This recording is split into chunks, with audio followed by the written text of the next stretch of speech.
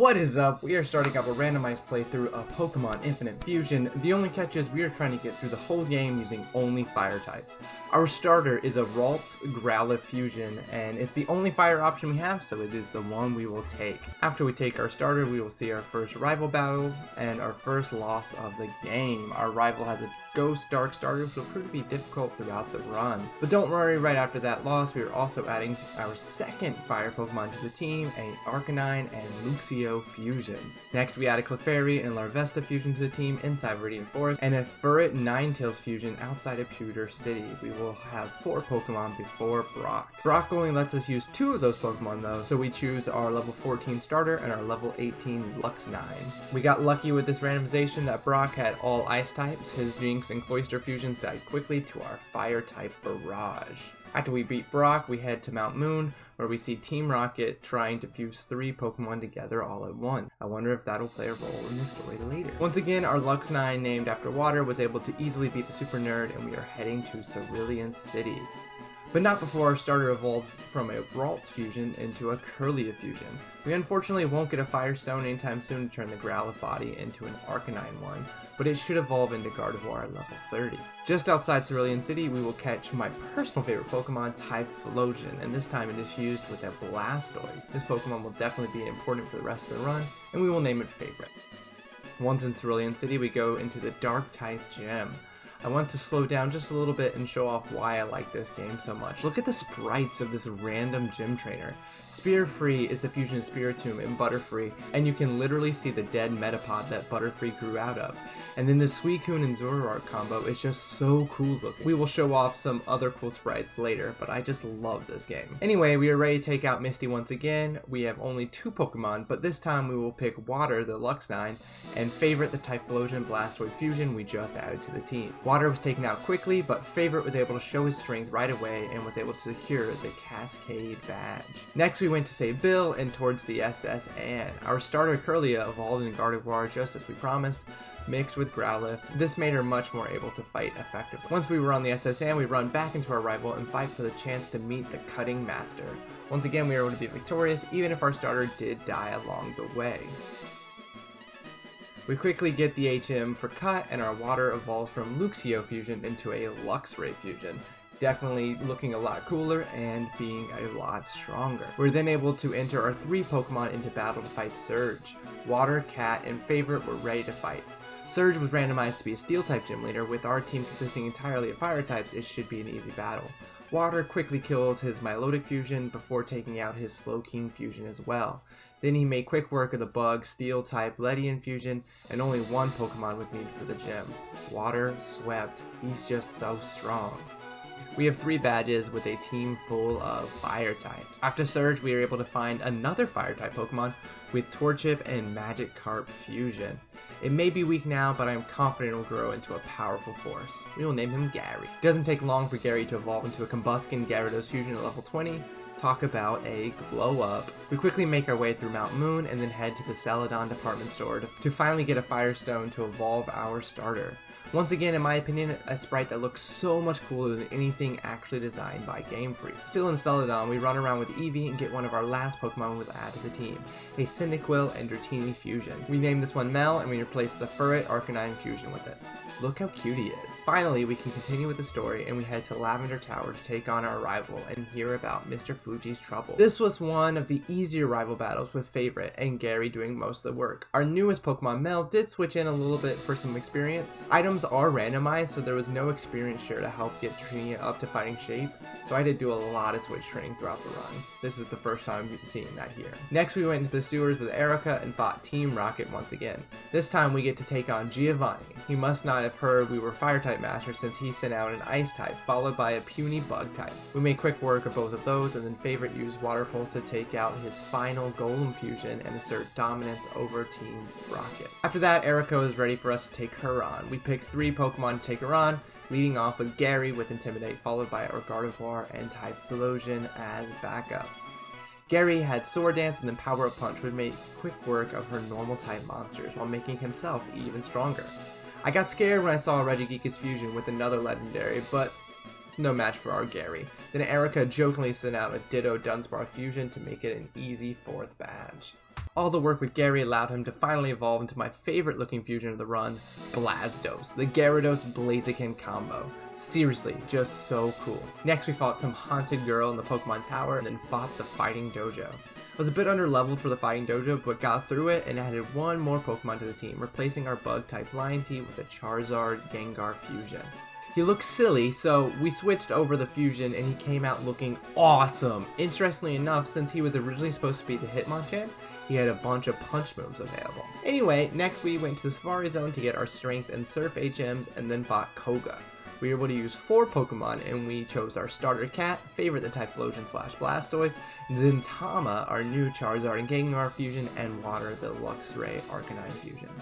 Koga was fighting type gym leader, so I was hoping to be able to heavy rely on the Gardevoir fusion starter, but even after setting up with Calm Mind, she died thanks to Sturdy and an Earthquake. We had to rely on the rest of the team. Luckily, Favorite once again showed why he was my favorite, and we were able to get the 6th gym badge. Next I tried to take on Sabrina, but I realized I had to stop Team Rocket once again, this time in Silph Company Tower. Quickly beat my rival at the top, and then he and I took on Giovanni. The rival was completely useless, but I did end up beating Giovanni's small team of Pokemon quickly enough. His Paltera definitely showed the weakness of our fire-only team. We constantly were losing Pokemon to rock and ground type Pokemon, especially as the run got closer to the end. We were offered a Pokemon we couldn't use and a Master Ball for our efforts. Unfortunately, the Master Ball turned into a Root Fossil, so we did all of this for nothing. Oh well, we are now ready to take on Sabrina and her Ghost-type gym. Water, our Luxray/Arcanine fusion, knows Crunch and is pretty high level, so this should be easy. We take in 4 Pokemon and we get started. I was wrong. Water died immediately to an Earthquake because of course he did. Then Favorite died to an Electo Ball, and it's looking like we may lose. When our back is against the wall, there's only one good option left. Use items in battle! Then Cat is able to come in clutch and beat the last 2 Pokemon, and we have the 6th gym badge. With that out of the way, we head back to Pallet Town and then surf down to Cinnabar Island. We head into the Pokemon Mansion and tell Blaine to actually do his job for once, and he's ready to take our challenge next door. It's a piece of cake because, just like Erika, Blaine is a Ghost-type gym, but this time our level 52 Water with Crunch does not quickly die to an Earthquake. After a couple of Dragon Dances, he's able to make quick work of Blaine's whole team.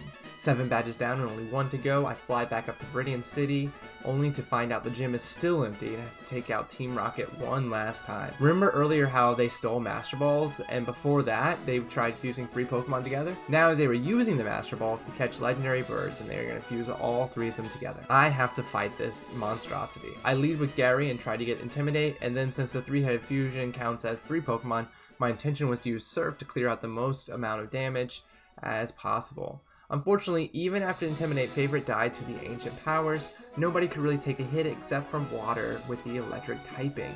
I had to use some items in battle again, but eventually I was able to take down the 3-headed beast. After taking out the fusion monster, Giovanni finally runs back to the gym and we were able to challenge our 8th gym. The 8th gym did not disappoint. It was actually the hardest one yet. Giovanni was dragon typing and I really did not have a good way to deal with it. And our dragon type Mel was still a Dragonair and nearly 10 levels away from evolving.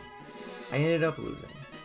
So what did I do? I went crazy grinding, got my beautiful Mel to evolve into a Dragonite Typhlosion combo.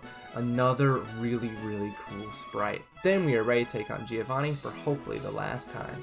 Once again, Intimidate was our opening move. I intended to use Ice Fang on the dragons after that, with his first Pokemon being Articuno and killing Gary instantly, that was not an option. Then our newly evolved Dragonite came out and helped Dragon Dance was able to take out the first Pokemon before dying to Outrage. Then Giovanni used some items of his own before Water, our beautiful Luxnine, was able to finally take out Giovanni and give us our 8th gym badge. We are ready for Victory Road, or so I thought. First, apparently we have to beat our rival Scout one last time before the Elite Four. It was easy. Nothing else to say. I'm just better than him. Go through Victory Road doing some sort of strength puzzle, and then we take on the Elite Four. First up with the poison type Lorelei. Between our powerful Pokemon Water and the psychic type Cat, we made quick work of that. Secondly was the grass type Bruno. As you can imagine, our fire type team had no issue. 1 Pokemon is all it took to completely wipe him out. Again, Water with Dragon Dance and Fire Fang can take out just about anything. Thirdly, if grass wasn't easy enough, Agatha was an ice-type champion. She did have several Articunos, but we were able to take her down. Again, with the Dragon Dance Fire combo that worked so well against Bruno. At the end, Water did run out of Fire Fang, so I will make sure to heal outside of battle. 3 Elite Four members down. This is looking very doable. Fourth up is Lance, the normal type Elite Four member. And he says normal type, all I can hear is bad type. This is really all too easy. Fire type, best type for sure. I try to get through the battle with nothing but Dragon Dance and a Dream for Water once again, but he dies to a high horsepower.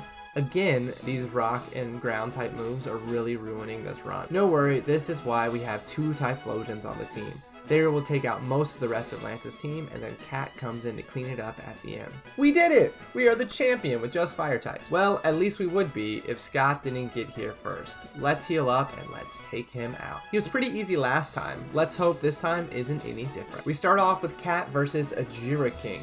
Cat sets up and then is hits with a Hyper Beam. I am forced to heal, but we should now be able to prevail. Except, every time Cat gets stronger, so does King. He sends out a Blastoise fused with a Blastoid and it kills our starter. Then his Blastoise makes quick work of our E4 MVP, Water. Is this going to be the end? Blastoise kills our Dragonite Typhlosion, but our Blastoise Typhlosion favorite is able to prevail. King comes back out, and so does Volcafion, and Favorite makes quick work of both of them too. Then Tanchu comes out. I love seeing grass types here at the end. Can Favorite take it all out? Flamethrower does heavy damage, and it's down. Then Umnor, the starter of our rival, comes out to try to kill our Favorite. We have to use some items, but it goes down to Agdilly is the last Pokemon remaining. Surf does some damage, but Favorite ultimately cannot be the one to take victory, and he too dies. Don't worry, we have one more Pokemon left, and Gary takes out the last bit of health of the Agdilly, and we finally did it. For real this time, we are the champions of Pokemon Infinite Fusion with a team full of fire types. If you enjoyed this video, make sure to like and subscribe, and check out this video here where we take out Pokemon Emerald with nothing but a Rattata.